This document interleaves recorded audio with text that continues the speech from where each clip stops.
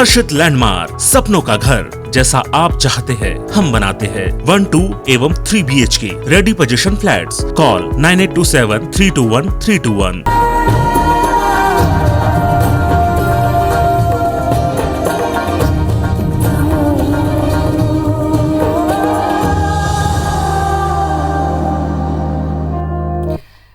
नमस्कार, धरोहर में स्वागत है आप सभी का। मैं हूं आपके साथ ज्योति सिंह। आज की हमारी खास पेशकश है एक किला 135 राजा। जी हां, हम बात कर रहे हैं मध्य प्रदेश के सबसे भव्य किले की, जो मौजूद है ग्वालियर में। एक नहीं, दो नहीं, 135 राजाओं ने अलग अलग वक्त में यहाँ राज किया। सबसे ज्यादा वक्त ये पाल वंश के अधीन रहा। 18वीं सदी का ये किला अपनी विशालता और मजबूती के चलते आज भी पूरे देश में अपनी अलग पहचान रखता है।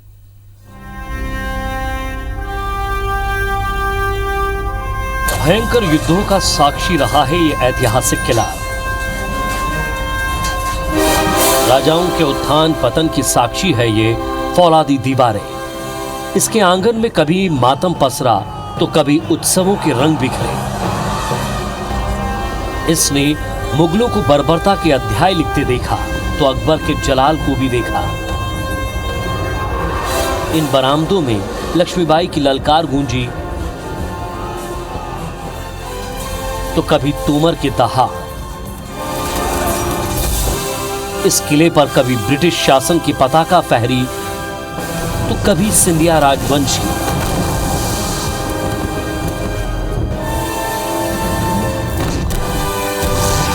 जी हां, भारत के अभेद किलों में से एक है ये ग्वालियर का किला। गोपांचल पर्वत पर लाल बलुए पत्थर से बना ये किला पूरे देश में विख्यात है। इसका निर्माण 8वीं सदी में किया गया था। 3 किलोमीटर के दायरे में फैले इस किले की ऊंचाई करीब 300 फीट है। किले की बाहरी दीवारें करीब 2 मीटर लंबी हैं और इसकी चौड़ाई 1 किलोमीटर के करीब।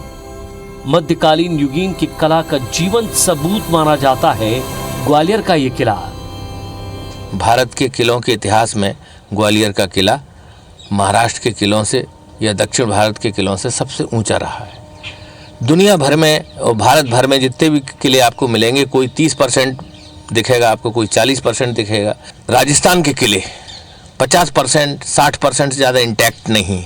ये किला भारत का ऐसा किला जो 99% इंटैक्ट है। ग्वालियर का किला कई राजवंशों के हाथों से गुजरा। इस किले का निर्माण एक नहीं बल्कि 135 राजाओं ने अपने अपने समय में कराया, जिसमें 84 पाल राजा, 9 कछवाहा राजा, परमार, तोमर और मुगल शासक शामिल हैं।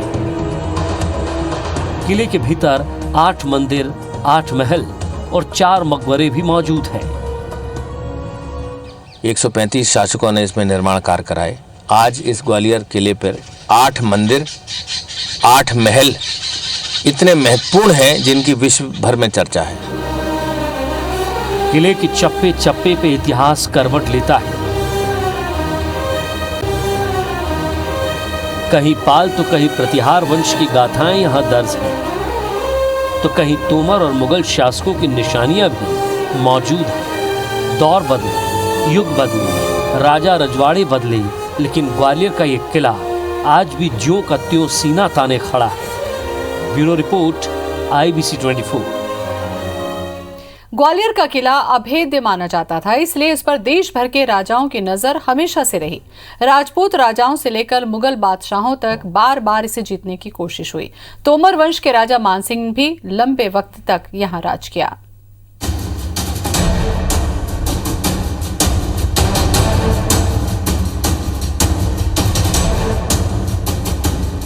एक नहीं, दो नहीं, बल्कि कई राजवंश इस किले की छांव में पले बढ़े।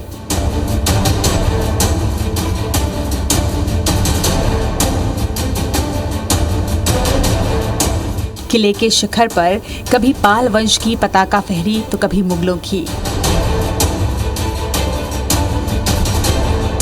अभेद होने के चलते राजाओं से लेकर बादशाहों तक सबने इस पर अपना आधिपत्य जमाने की कोशिश की।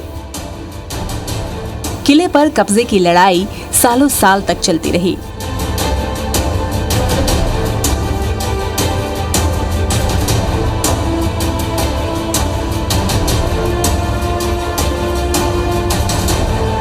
जंगों के दौर पर दौर चले।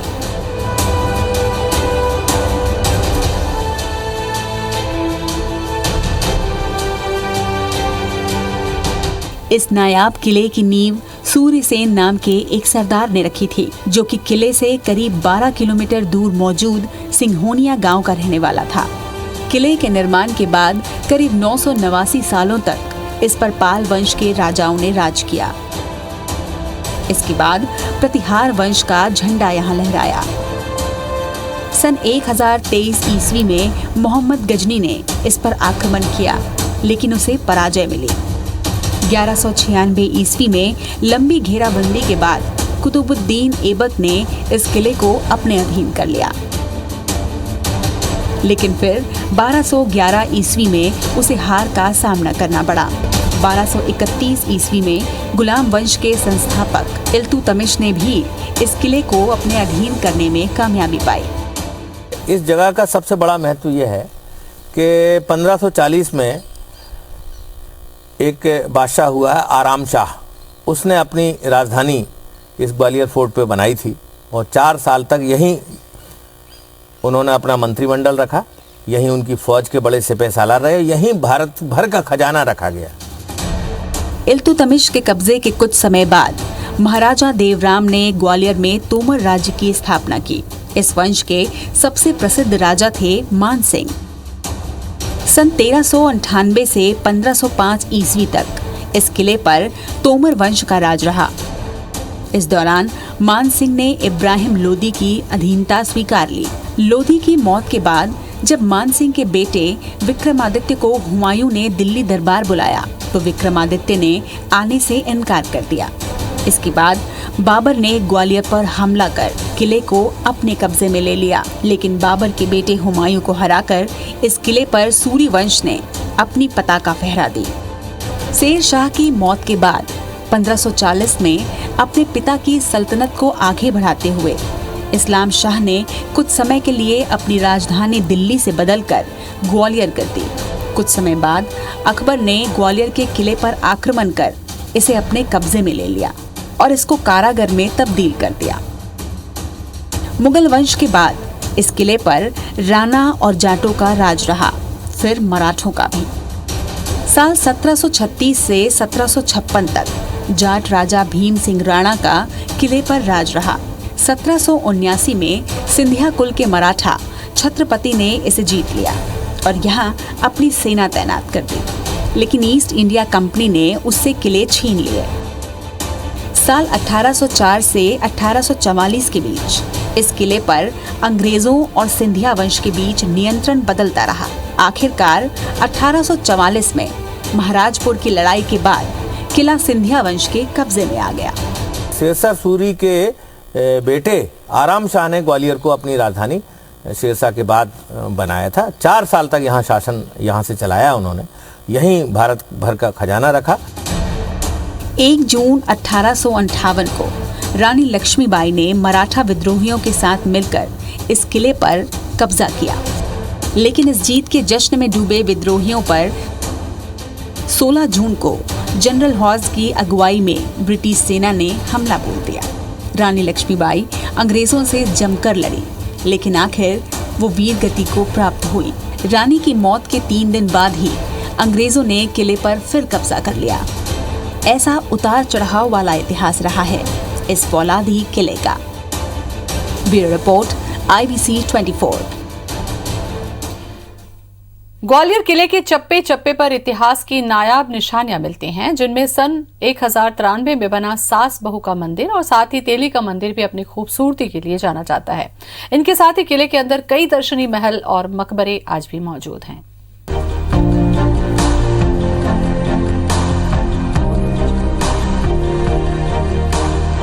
बेजोड़ नक्काशी, अद्भुत कारीगरी, फौलादी दीवारें और बुलंद दरवाजे, ये सब मिलकर इस किले को खास बनाते हैं। ग्वालियर का किला देश ही नहीं बल्कि 7 समुंदर से भी लोग देखने के लिए आते हैं। इस किले तक पहुंचने के लिए 2 रास्ते हैं। एक ग्वालियर गेट कहलाता है। इस रास्ते से केवल पैदल ही गोपांचल पर्वत पर पहुंचा जा सकता है। दूसरा रास्ता उरवाई गेट है, जहां से गाड़ियों के जरिए आसानी से पहुंच सकते हैं। इसी रास्ते पर बड़ी बड़ी चट्टानों पर जैन तीर्थंकरों की विशालकाय मूर्तियां गढ़ी गई हैं। ग्वालियर किले पर मौजूद जैन धर्म की इन मूर्तियों को औरंगजेब ने खंडित किया था।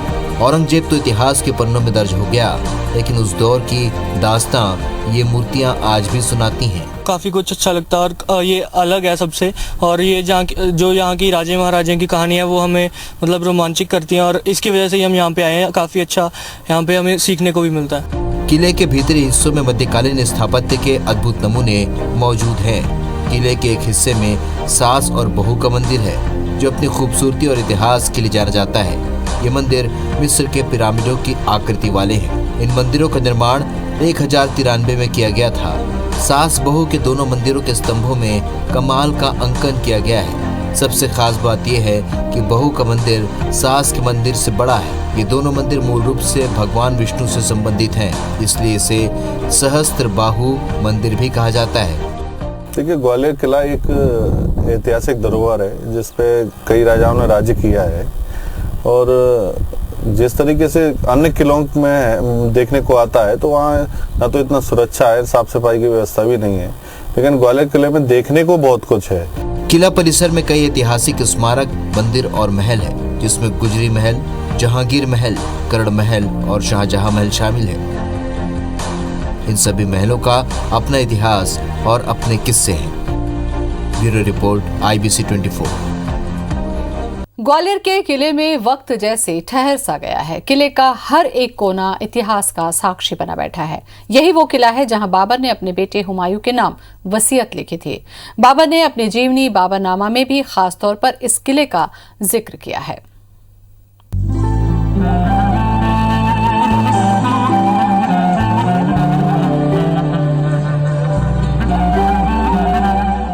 ग्वालियर के इसी किले में मुगल शासक बाबर ने अपने बेटे हुमायूं के नाम वसीयत लिखी थी। 26 सितंबर 1526 को बाबर ग्वालियर आया। उसने बाबरनामा में भी इस किले का जिक्र किया। अपने प्रवास के समय बाबर ग्वालियर के प्रसिद्ध धार्मिक स्थलों को भी देखने गया। बाबर ने पदावली का मंदिर भी देखा और अपने बाबरनामा में मंदिर की वास्तुकला की तारीफ भी की। जी हाँ, ग्वालियर के इसी किले और इसके परिसर में बने मंदिर की वास्तुकला का बाबर मुरीद हो गया था। किला बहुत अच्छा लग रहा है हमें देखने में, क्योंकि हमारे साथ हमारे बच्चे आए हैं, उनको एक नॉलेज मिल रही है कि हमारे राजे महाराजाओं ने कैसे करके किला फतेह किया, और हिस्ट्री इनको सीखने को मिल रही है। तो सर, बाकी घूमने में भी हम लोग बहुत एंजॉय कर रहे हैं, बहुत अच्छा लग रहा है हमें। बाबर को लेकर कई इतिहासकार मानते हैं कि उसने ग्वालियर किले की उरवाई घाटी में बनी जैन प्रतिमाओं को तोड़ने का आदेश दिया था।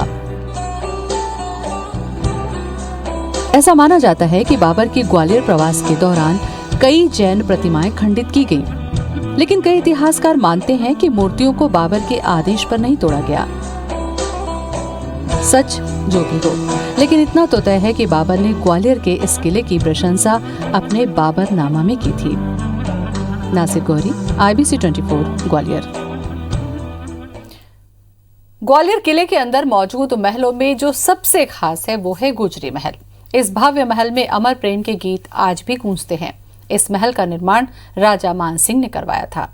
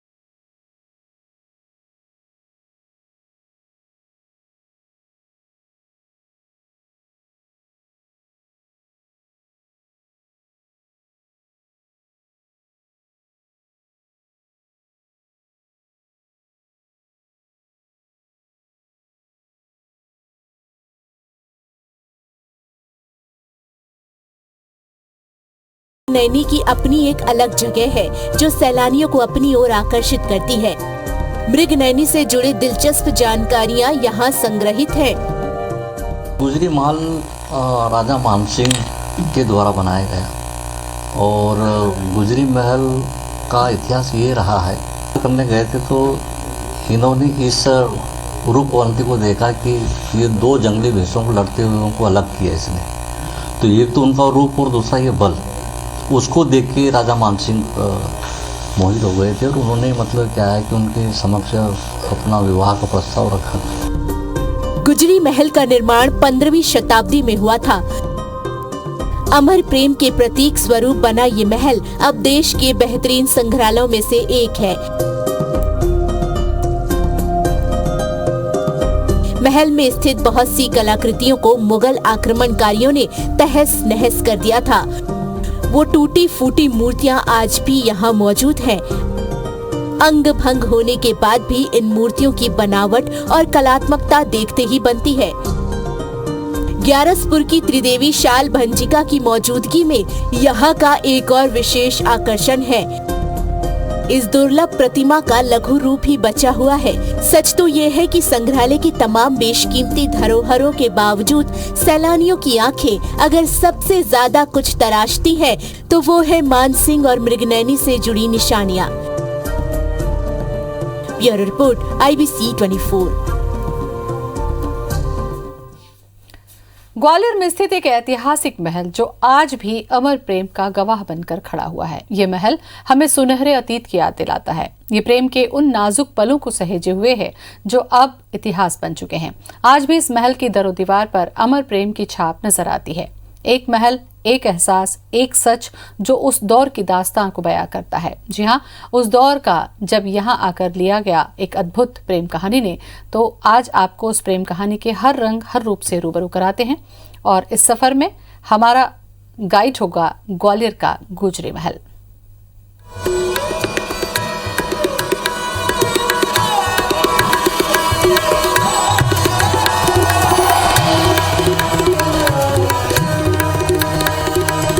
जी हाँ, प्रेम की वो अमिट दास्तान जिसने निन्नी उर्फ मृगनैनी को इतिहास में अमर कर दिया। इसी मृगनैनी के चलते ही प्रसिद्ध हुआ है ये गुजरी महल। ग्वालियर किले के नीचे तलहटी में स्थापित है ये महल। गुजरी महल की खूबसूरती मृगनैनी के प्रति राजा मानसिंह के अगाध प्रेम को प्रदर्शित करने के लिए काफी है। 14 से 15वीं शताब्दी के बीच की ये प्रेम कहानी आज भी जवां लगती है। अजब है मानसिंह और मृगनैनी की प्रेम गाथा। ग्वालियर से करीब 11 किलोमीटर दूर एक गांव था राई, जहां की गुर्जर किसान की बेटी थी निन्नी। निन्नी की सुंदरता और बहादुरी के चर्चे दूर दूर तक फैले थे। राजा मानसिंह तक भी निन्नी के शौर्य और सुंदरता की चर्चा पहुंचती थी। इससे राजा इतने व्यग्र हो गए कि एक दिन उन्होंने प्रजा का हालचाल जानने के बहाने राई गांव जाने का फैसला किया। उसी दौरान जंगल में शिकार करते वक्त राजा के काफिले पर जंगली भैंसों ने धावा बोल दिया। उस वक्त निन्नी भी वहां से गुजर रही थी। निन्नी ने अपने हाथों से भैंसे के सींग पकड़े और उसे चारों तरफ घुमा दिया। भैंसा बेहाल होकर जमीन पर गिर गया। राजा ने जब निन्नी की बहादुरी और सुंदरता को अपनी आंखों से प्रत्यक्ष देख लिया तो उन्होंने निन्नी से प्रेम निवेदन करने में जरा भी देर नहीं की। मैं तोमर वंश के यशस्वी शासक हुए, उनके द्वारा ये महल बनवाया गया। इस महल का नाम है गुजरी महल। तो इसके पीछे ये कहानी है, कहते हैं कि राजा मानसिंह एक बार शिकार के लिए गए राई गांव, यहाँ से 11 किलोमीटर दूर है। तो वहाँ पर एक गुजरी कन्या, एक भैंसों का एक आपस में युद्ध हो रहा था। जो गुजर कन्या थी उसका नाम था निन्नी। तो निन्नी ने लेके अपना कलश रख के, पानी भरकर आ रही थी, कलश रख के, और उसने उन भैंसों को अलग किया। अलग करने के बाद तो उसका बल देख के और उसकी सौंदर्य देखकर ये राजा मानसिंह मुग्ध हुए। निन्नी ने राजा मानसिंह का प्रेम निवेदन तो स्वीकार कर लिया, लेकिन उनकी रानी बनने के लिए आसानी से राजी नहीं हुई। इधर राजा की दूसरी रानियां भी निन्नी को अपने समकक्ष स्थान देने के लिए तैयार नहीं थी। निन्नी ने भी शादी करने के लिए राजा के सामने 3 शर्तें रखी। उसकी पहली शर्त थी कि वो केवल अपने ही गांव की सांक नदी का पानी पिएगी। दूसरी थी कि उसके लिए अलग से महल बनाया जाएगा और तीसरी शर्त थी कि वो राजा के साथ हर गतिविधि, यहाँ तक युद्ध में भी भाग लेगी। हुआ भी यही। निन्नी को राजा ने उसकी हिरनी जैसी आंखों को ध्यान में रखते हुए मृगनैनी नाम दिया। मृगनैनी राजा के साथ हर काम में साथ देने लगी। राजा ने मृगनैनी के लिए गुजरी महल बनवाया। सांक नदी से महल तक उस जमाने में पाइपलाइन बिछाई गई। कहते हैं राजा मानसिंह का मृगनैनी से इतना गहरा प्रेम था कि उन्होंने जीवन भर तीनों शर्तों को याद रखा।